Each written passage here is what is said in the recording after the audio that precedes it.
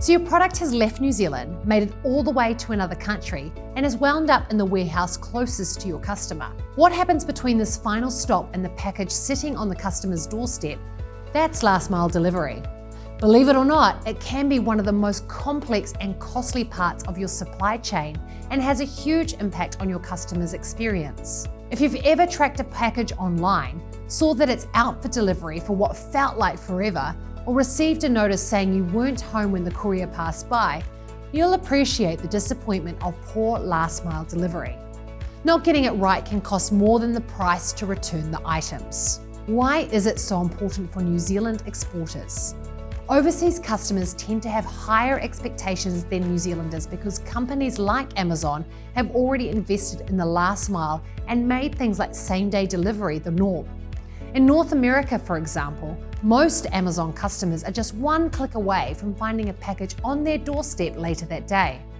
Naturally, that's harder for New Zealand businesses because we're so far away and have to take extra steps to get our products where they need to be.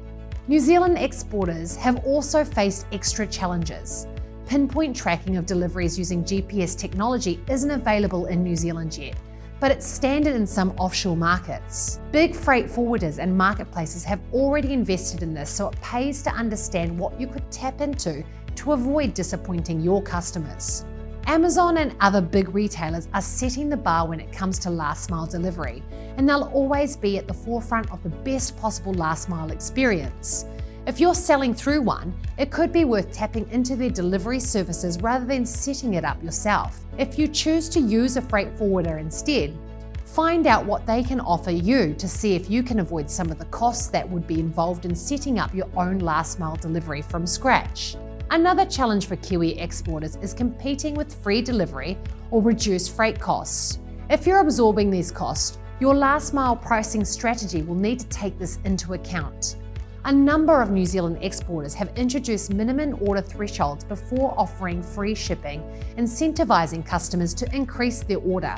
Others have also changed delivery fees based on urban and rural deliveries or the type of product. One water retailer found that customers on the east coast of the US loved the product, but when they took a closer look at their supply chain, they realized they were making smaller margins than they thought due to more complicated last mile delivery on one coast versus the other. They decided to shorten their supply chain by switching their target market to the West Coast, as it's a simpler last mile delivery for their product and happens to be close to New Zealand. So when looking at your last mile delivery, ask yourself, what do my customers expect when it comes to delivery? What are they used to?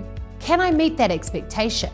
If you can't, think about what you can do to bridge the gap. Could I get a delivery partner or use my marketplace for a great last mile delivery?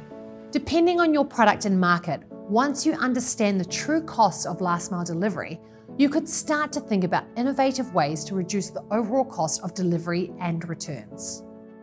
For more information and help on exporting, please visit MyNZTE.